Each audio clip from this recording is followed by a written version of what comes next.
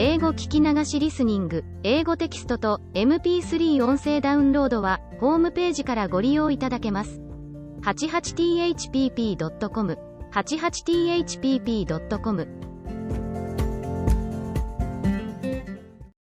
Chapter 4.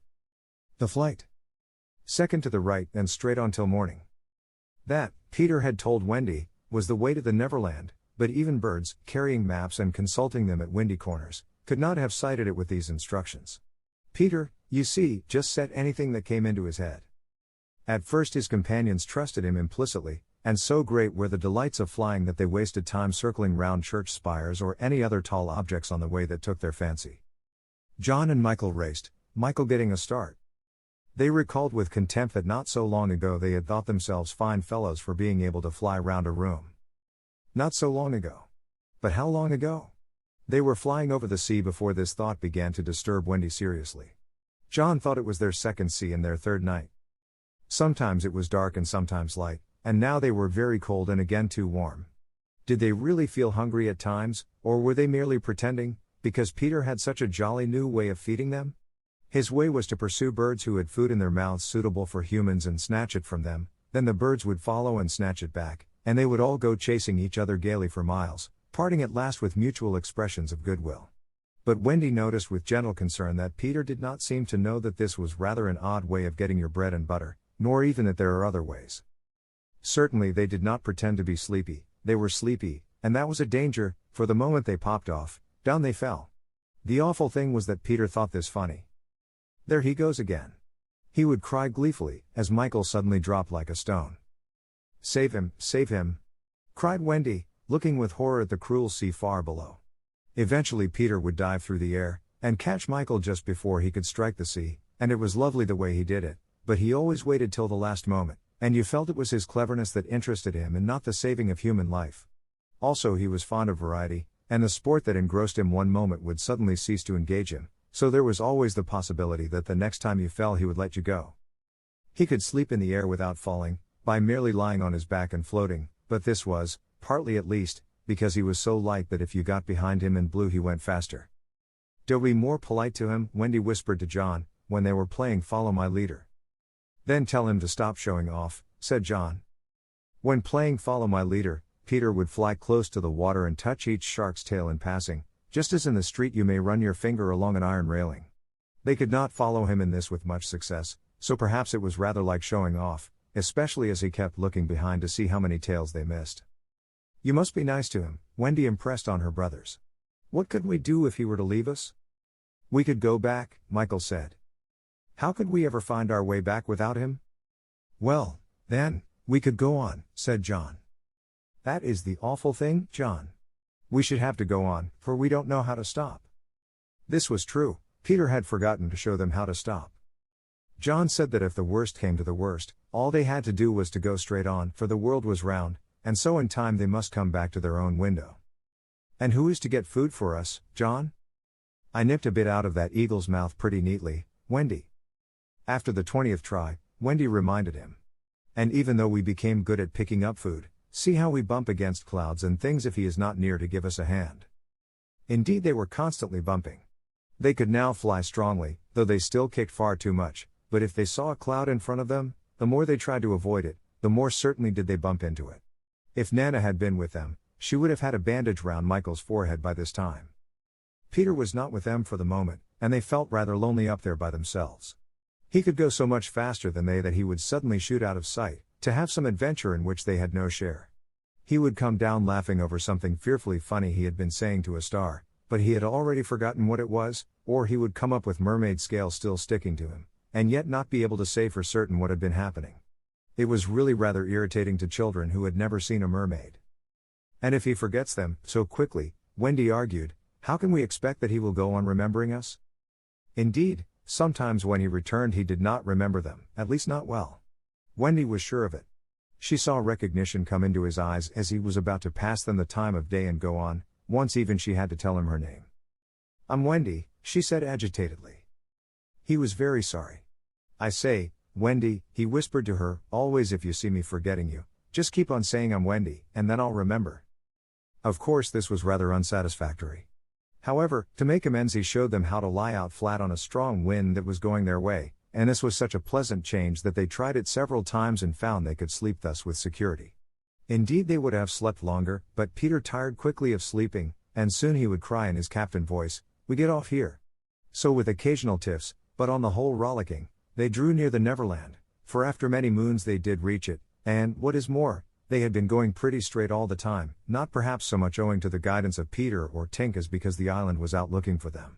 It is only thus that anyone may sight those magic shores. "There it is," said Peter calmly. Where? Where all the arrows are pointing." Indeed, a million golden arrows were pointing out the island to the children, all directed by their friend the sun, who wanted them to be sure of their way before leaving them for the night. Wendy and John and Michael stood on tiptoe in the air to get their first sight of the island.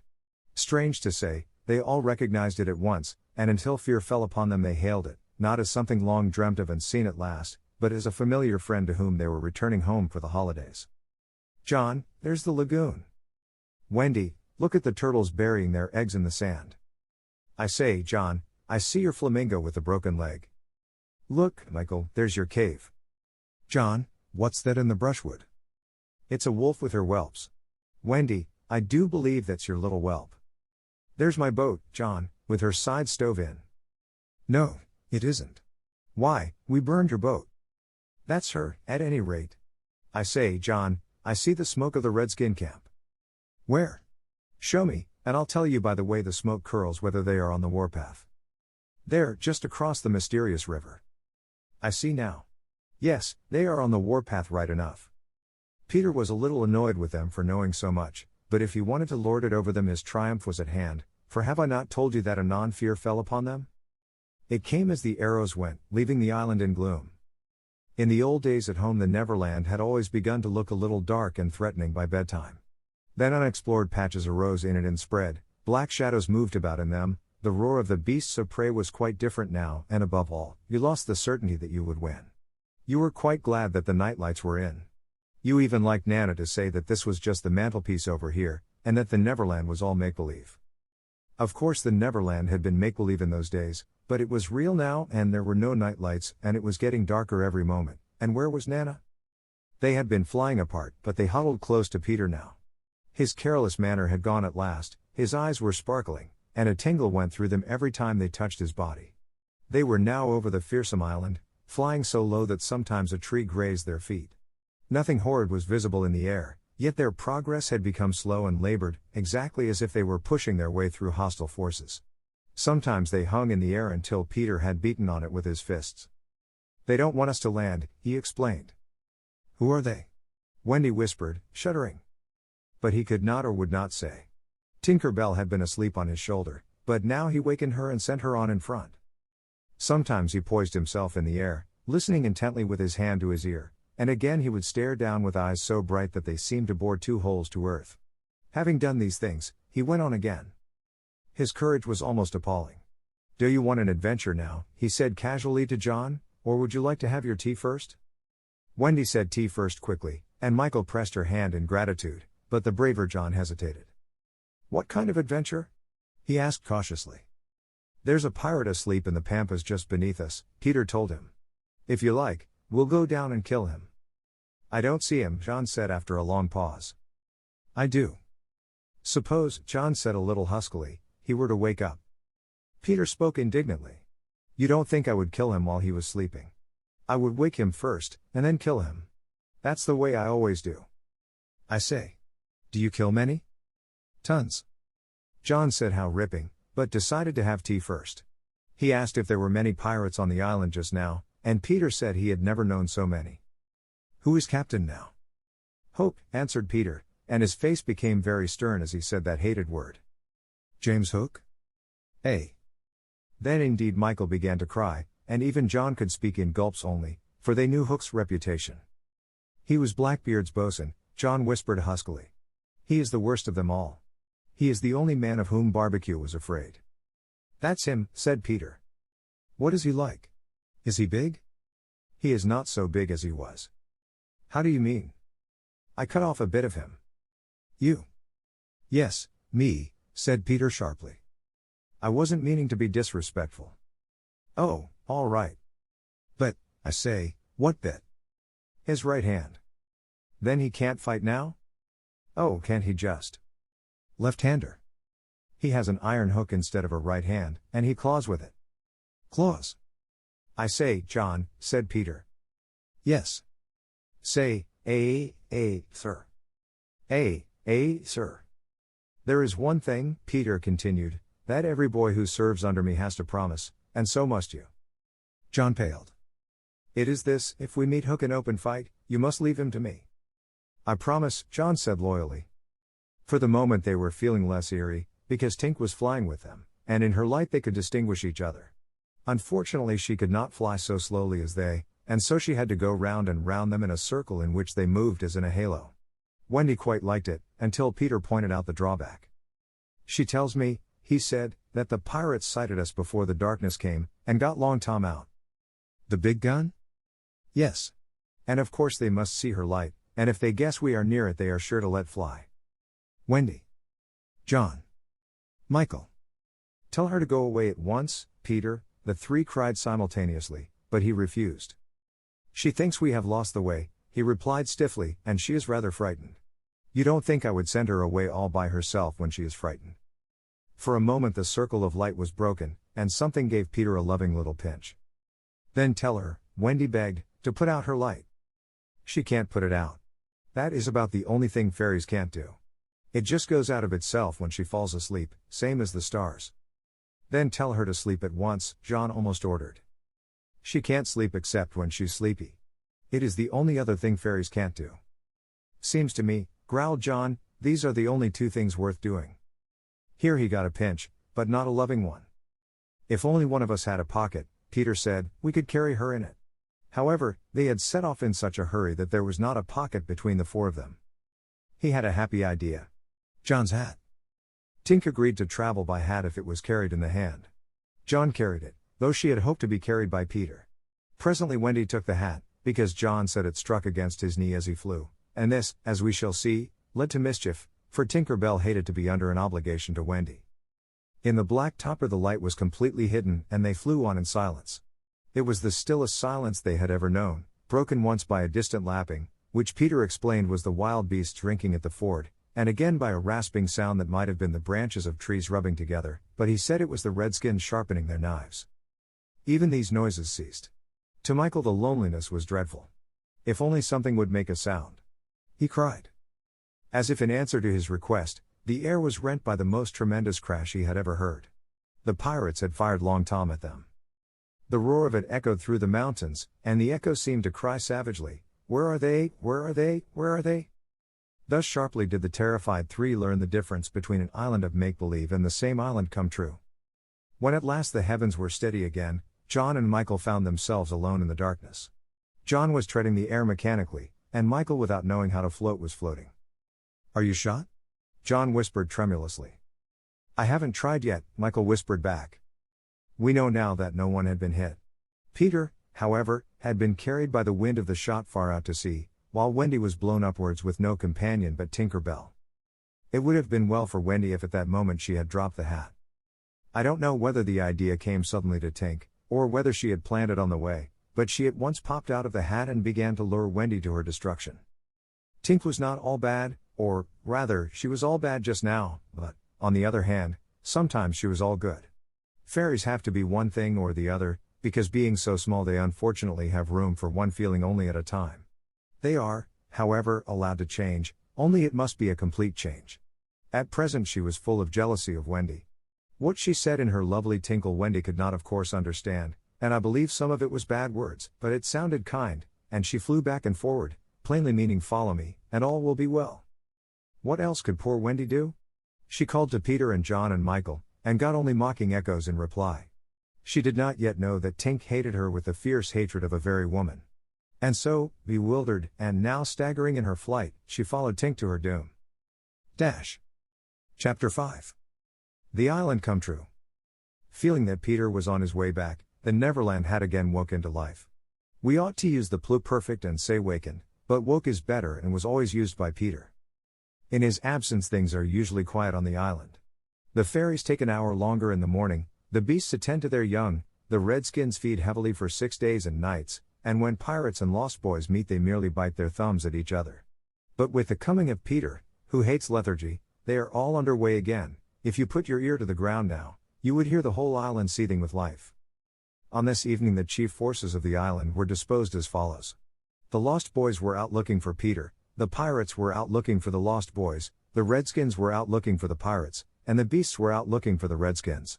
They were going round and round the island, but they did not meet because all were going at the same rate. All wanted blood except the boys, who liked it as a rule, but tonight were out to greet their captain. The boys on the island vary, of course, in numbers, according as they get killed and so on, and when they seem to be growing up, which is against the rules, Peter thins them out, but at this time there were 6 of them, counting the twins as 2. Let us pretend to lie here among the sugarcane and watch them as they steal by in single file, each with his hand on his dagger. They are forbidden by Peter to look in the least like him, and they wear the skins of bears slain by themselves, in which they are so round and furry that when they fall they roll. They have therefore become very sure-footed. The first to pass is Toodles, not the least brave but the most unfortunate of all that gallant band. He had been in fewer adventures than any of them, because the big things constantly happened just when he had stepped round the corner. All would be quiet, he would take the opportunity of going off to gather a few sticks for firewood, and then when he returned the others would be sweeping up the blood. This ill luck had given a gentle melancholy to his countenance, but instead of souring his nature had sweetened it, so that he was quite the humblest of the boys. Poor kind Toodles, there is danger in the air for you tonight. Take care lest an adventure is now offered you, which, if accepted, will plunge you in deepest woe. Toodles, the fairy Tink who is bent on mischief this night is looking for a tool, and she thinks you the most easily tricked of the boys. Where Tinker Bell? Would that he could hear us, but we are not really on the island, and he passes by, biting his knuckles. Next comes Nibs, the gay and debonair, followed by Slightly, who cuts whistles out of the trees and dances ecstatically to his own tunes. Slightly is the most conceited of the boys. He thinks he remembers the days before he was lost, with their manners and customs, and this has given his nose an offensive tilt. Curly is fourth, he is a pickle, and so often has he had to deliver up his person when Peter said sternly, "Stand forth the one who did this thing," that now at the command he stands forth automatically whether he has done it or not. Last come the twins, who cannot be described because we should be sure to be describing the wrong one. Peter never quite knew what twins were, and his band were not allowed to know anything he did not know, so these two were always vague about themselves, and did their best to give satisfaction by keeping close together in an apologetic sort of way. The boys vanish in the gloom, and after a pause, but not a long pause, for things go briskly on the island, come the pirates on their track. We hear them before they are seen, and it is always the same dreadful song. Avast belay, yo ho, heave to. A pirating we go. And if we're parted by a shot, we're sure to meet below. A more villainous looking lot never hung in a row on execution dock. Here, a little in advance, ever and again with his head to the ground listening, his great arms bare, pieces of 8 in his ears as ornaments, is the handsome Italian Cecco, who cut his name in letters of blood on the back of the governor of the prison at Gao. That gigantic black behind him has had many names since he dropped the one with which dusky mothers still terrify their children on the banks of the Guadalhormo. Here is Bill Jukes, every inch of him tattooed, the same Bill Jukes who got 6 dozen on the walrus from Flint before he would drop the bag of moidores, and Cookson, said to be Black Murphy's brother, but this was never proved, and Gentleman Starkey, once an usher in a public school and still dainty in his ways of killing, and Skylights, Morgan Skylights, and the Irish boatswain Smee, an oddly genial man who stabbed, so to speak, without offense, and was the only nonconformist in Hook's crew, and Noodler, whose hands were fixed on backwards, and Robert Mullins and Alf Mason and many another ruffian long known and feared on the Spanish Main. In the midst of them, the blackest and largest jewel in the dark setting, reclined James Hook, or as he wrote himself, James Hook, of whom it is said he was the only man that the sea cook feared. He lay at his ease in a rough chariot drawn and propelled by his men, and instead of a right hand he had the iron hook with which ever and anon he encouraged them to increase their pace. As dogs this terrible man treated and addressed them, and as dogs they obeyed him. In person he was cadaverous and black-avised, and his hair was dressed in long curls, which at a little distance looked like black candles, and gave a singularly threatening expression to his handsome countenance. His eyes were of the blue of the forget-me-not, and of a profound melancholy, save when he was plunging his hook into you, at which time 2 red spots appeared in them and lit them up horribly. In manner, something of the Grand Seigneur still clung to him so that he even ripped you up with an air, and I have been told that he was a raconteur of repute. He was never more sinister than when he was most polite, which is probably the truest test of breeding, and the elegance of his diction, even when he was swearing, no less than the distinction of his demeanor, showed him one of a different caste from his crew. A man of indomitable courage, it was said of him that the only thing he shied at was the sight of his own blood, which was thick and of an unusual color. In dress he somewhat aped the attire associated with the name of Charles II, having heard it said in some earlier period of his career that he bore a strange resemblance to the ill-fated Stuarts, and in his mouth he had a holder of his own contrivance which enabled him to smoke 2 cigars at once. But undoubtedly the grimmest part of him was his iron claw. Let us now kill a pirate, to show Hook's method. Skylights will do. As they pass, Skylights lurches clumsily against him, ruffling his lace collar. The hook shoots forth, there is a tearing sound and one screech, then the body is kicked aside, and the pirates pass on. He has not even taken the cigars from his mouth. Such is the terrible man against whom Peter Pan is pitted. Which will win? On the trail of the pirates, stealing noiselessly down the warpath, which is not visible to inexperienced eyes, come the redskins, every one of them with his eyes peeled.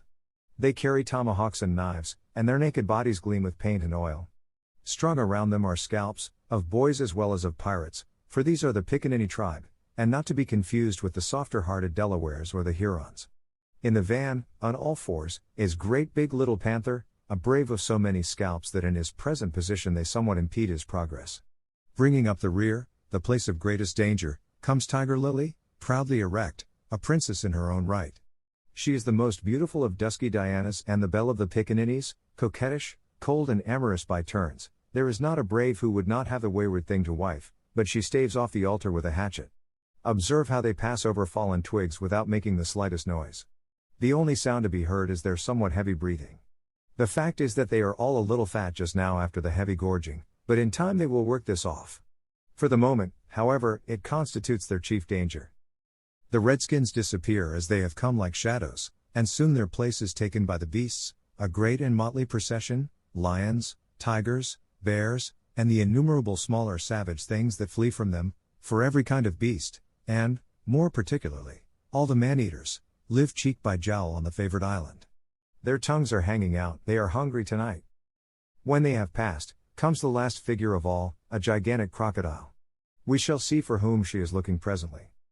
The crocodile passes, but soon the boys appear again, for the procession must continue indefinitely until one of the parties stops or changes its pace. Then quickly they will be on top of each other. All are keeping a sharp lookout in front, but none suspects that the danger may be creeping up from behind. This shows how real the island was. The first to fall out of the moving circle was the boys. They flung themselves down on the sward, close to their underground home. I do wish Peter would come back, every one of them said nervously, though in height and still more in breadth they were all larger than their captain. I am the only one who is not afraid of the pirates, Slightly said, in the tone that prevented his being a general favorite, but perhaps some distant sound disturbed him, for he added hastily, but I wish he would come back, and tell us whether he has heard anything more about Cinderella. They talked of Cinderella, and Toodles was confident that his mother must have been very like her. It was only in Peter's absence that they could speak of mothers, the subject being forbidden by him as silly. All I remember about my mother, Nibs told them, is that she often said to father, "Oh, how I wish I had a checkbook of my own. I don't know what a checkbook is, but I should just love to give my mother one." While they talked they heard a distant sound. You or I, not being wild things of the woods, would have heard nothing, but they heard it, and it was the Grimm song. Yo-ho, the pirate life. The flag a skull and bones. A merry hour, a hempen rope. And hey for Davy Jones. At once the lost boys, but where are they? They are no longer there. Rabbits could not have disappeared more quickly. I will tell you where they are. With the exception of Nibs, who has darted away to reconnoiter, they are already in their home under the ground, a very delightful residence of which we shall see a good deal presently. But how have they reached it? For there is no entrance to be seen, not so much as a pile of brushwood, which if removed would disclose the mouth of a cave. Look closely, however, and you may note that there are here 7 large trees, each having in its hollow trunk a hole as large as a boy. These are the 7 entrances to the home under the ground, for which Hook has been searching in vain these many moons. Will he find it tonight? As the pirates advanced, the quick eye of Starkey sighted Nibs disappearing through the wood, and at once his pistol flashed out. But an iron claw gripped his shoulder. "Captain, let go," he cried, writhing. Now for the first time we hear the voice of Hook. It was a black voice. "Put back that pistol first, it said threateningly. It was one of those boys you hate. I could have shot him dead. And the sound would have brought Tiger Lily's redskins upon us. Do you want to lose your scalp? Shall I after him, Captain, asked pathetic Smee, and tickle him with Johnny Corkscrew? Smee had pleasant names for everything, and his cutlass was Johnny Corkscrew, because he wriggled it in the wound. One could mention many lovable traits in Smee. For instance, after killing, it was his spectacles he wiped instead of his weapon. Johnny's a silent fellow, he reminded Hook. Not now, Smee, Hook said darkly. He is only one, and I want to mischief all the 7. Scatter and look for them. The pirates disappeared among the trees, and in a moment their captain and Smee were alone. Hook heaved a heavy sigh, and I know not why it was, perhaps it was because of the soft beauty of the evening, but there came over him a desire to confide to his faithful boatswain the story of his life. He spoke long and earnestly, but what it was all about Smee, who was rather stupid, did not know in the least. Anon he caught the word Peter. Most of all, Hook was saying passionately, I want their captain, Peter Pan. 'Twas he cut off my arm. He brandished the hook threateningly. I've waited long to shake his hand with this. Oh, I'll tear him. And yet, said Smee, I have often heard you say that Hook was worth a score of hands, for combing the hair and other homely uses.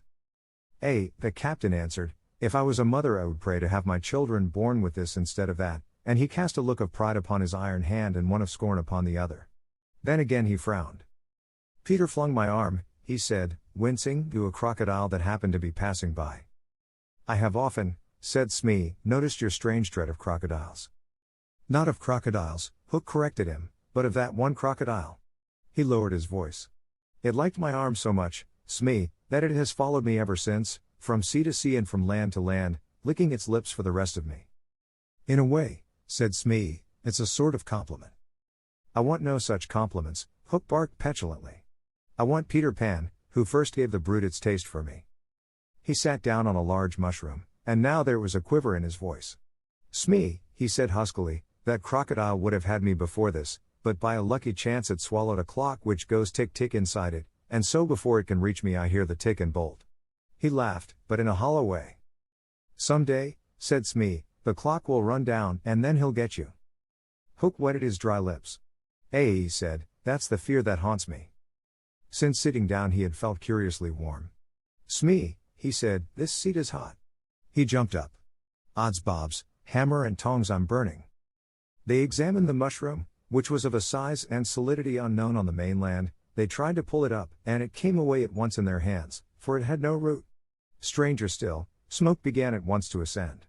The pirates looked at each other. A chimney! They both exclaimed.